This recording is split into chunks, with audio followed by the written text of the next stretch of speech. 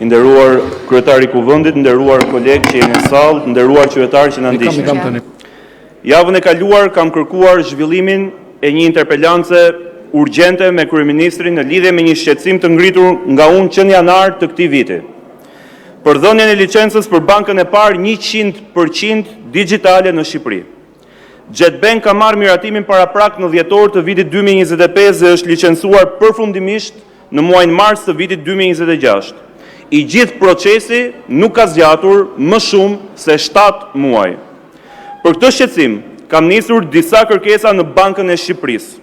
Kjo e fundit për një pjesë më ka nisur informacion dhe për pjesën tjetër vijoj të jem ende në pritje.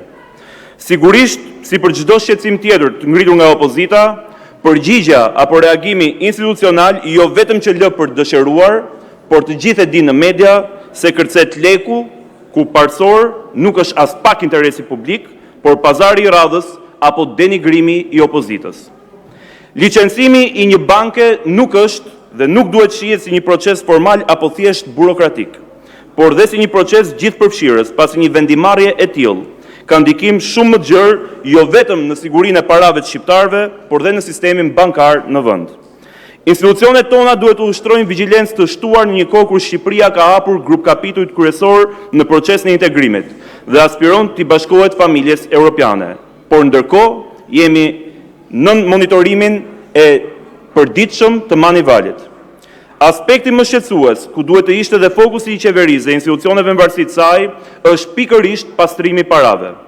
Vitet e fundit, kjo sallë ka lexuar dhe dëgjuar shumë raporte nga titullarët e strukturës së posaçme kundër korrupsionit dhe krimit organizuar, dhe është pikërisht kjo strukturë e specializuar hetimore, që ka ngritur alarmin për këtë fenomen. Pra nuk flasim për një aludim apo akuzë të opozitës për qëllime politike, por për një fenomen që po gryen dhe shkatron ekonominë e vendit tonë. Sot, Shqipëria është bërë bazë jo vetëm e parave të pista të grupeve kriminale, të cilat marrin tendera dhe leje ndërtimi për t'i përdorur më pas si lavatriçe, por ajo është edhe baza e të ashtu quajturave call centers, me anë të cilave mashtrojnë qytetarët europian me vlera qindra milion euro. E gjitha kjo ndodh në hundën apo e thënë trosh zheshkoqur me bekimin e institucioneve të shtetit tonë, ku më kryesorët janë Agjencia e Inteligjencës Financiare, Policia e Shtetit dhe Shërbimi Informativ Shtetëror.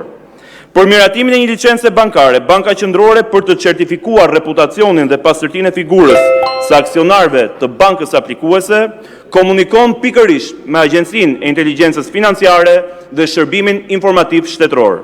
Të dyja këto institucione në varësi të Këshillit Ministrave dhe të Kryeministrisë. Prandaj sot unë kisha kërkuar në interpelancë Edi Ramën dhe jo Eriona Ismailin. Unë e kuptoj që zonja Ismaili pas ka marrë përsipër detyrën e vështirë sot për të mbrojtur bankën e Edi Ramës. Pasi as ministri i financave nuk ka si ta marrë përsipër këtë përgjegjësi, zëvendës kryeministri ajo, po as ministri i ekonomisë mbase edhe për arsye private dihet që nuk mund ta marrë. Nëse kushdo në këtë sallë apo dhe qeveri do të bënte një kërkim të thjeshtë në internet se cilat janë problematikat e ngritura nga autoritetet mbikëqyrëse europiane për bankat digjitale, si N26, Revolut, Starling Bank e tjerë, do të konstatonte se autoritetet monitoruese në Evropë, si Banka Qendrore, Autoriteti Bankar Europian, kanë ngritur disa shqetësime kyçe për bankat digjitale, neobanks dhe sektorin financiar që po digitalizohet me shpejtësi për vitet 2025 dhe 2026. Këto shqetësime kryesore konsistojnë në disa pika, kryesisht në pastrimin e parave, sigurinë kibernetike, stabilitetin financiar dhe liquiditetin. Për të gjitha sa thash më sipër, kam kërkuar këtë interpelancë duke i drejtuar pyetjet e mëposhtme kryeministrit. 1. A ka dieni kryeministri Edi Rama për lidhjet e dokumentuara nga autoritetet rregullatore gjermane, britanike, spanjolle dhe estoneze të shtetasit Oliver Hammer, drejtor i shoqërisë Constador Ltd, aksioner me 71.52% i JetBank, me skemën mashtruese 4XFX dhe rjetin e Gal Barakut, të dënuar në Austri për mashtrim me dëm financiar në vlerën mbi 200 milion euro. 2. A mundet garantoj kryeministri Edi Rama për qytetarët shqiptar se depozitat e tyre në JetBank do të jenë të sigurta duke patur parasysh se Agjencia e Sigurimit Depozitave mbulon vetëm shumat kufizuara për depozituesit. Fondi ASD-s financohet nga kontributet e gjitha bankave tjera në treg, duke e kthyer riskun e një banke të re në një risk që në rast dështimi do të përballohej nga fondi krijuar prej kontributeve të sistemit bankar e do të kishte pasoja mbi besimin e qytetarëve në të gjithë sistemin financiar, dhe asnjë prej aksionarëve dhe anëtarëve të bordit të Jet Bank nuk ka eksperiencën e mëparshme në drejtim bankar, as nuk ka operuar kurrë në një bankë tregtare në ndonjë vend tjetër të botës apo dhe në Shqipëri. 3.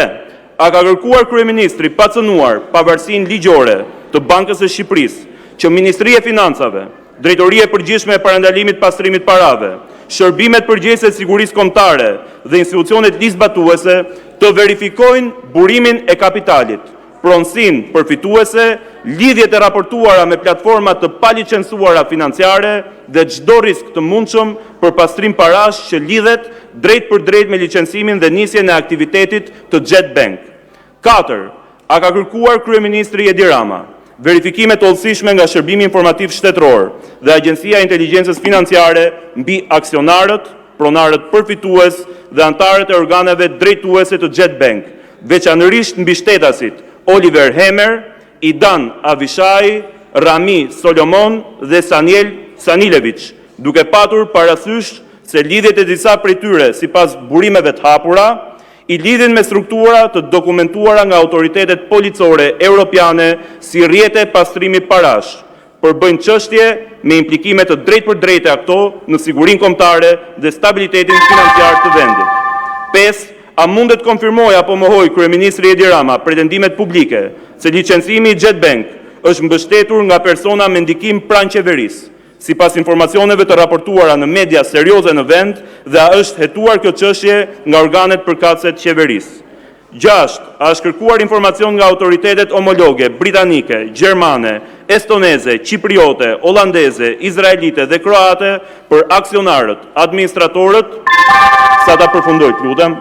Përfundoni. Administratorët, pronarët përfitues dhe shoqëritë e përfshira në strukturën e Jet Bank, përpara dhe pas dhënies së licencës përfundimtare. Nëse po, cilat institucione janë pyetur dhe cilat janë përgjigjet që janë marrë? Edhe 2 pyetje lutem kam. 7. A janë vënë në dieni partnerët tanë ndërkombëtar, veçanërisht Komisioni Evropian, Banka Qendrore Evropiane, Autoriteti i Bashkimit Evropian kundër pastrimit parave, si dhe delegacioni i Bashkimit Evropian Tiranë për licencimin e kësaj banke dhe strukturën e saj të pronësisë, dhe 8.